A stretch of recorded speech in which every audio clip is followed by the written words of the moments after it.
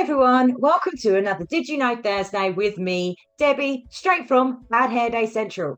Today, I'm going to show you how to do conditional formatting in an Excel spreadsheet.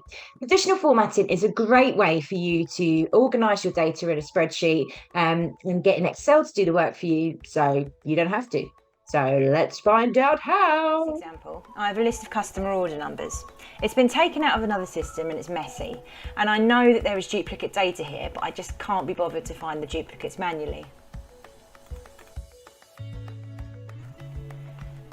First thing we do is highlight the column where the duplicate data is sitting.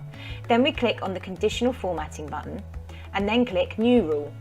As you can see, in this list you have a few different options of things that Excel can do in that column. All we want for this video though is for Excel to format only unique or duplicate values. Once selected, you can either decide if you want Excel to format either duplicate or unique information, but in this one we need it to format the duplicate. Then we need to tell Excel what we want it to do if it finds a duplicate, so we're clicking on Format.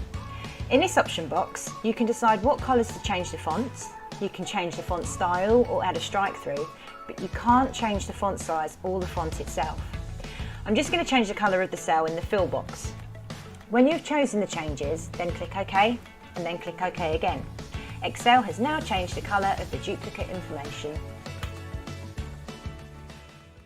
So in that example, it was just to show you how to highlight duplicates, but there are so many other ways you can use conditional formatting. The world really is your oyster.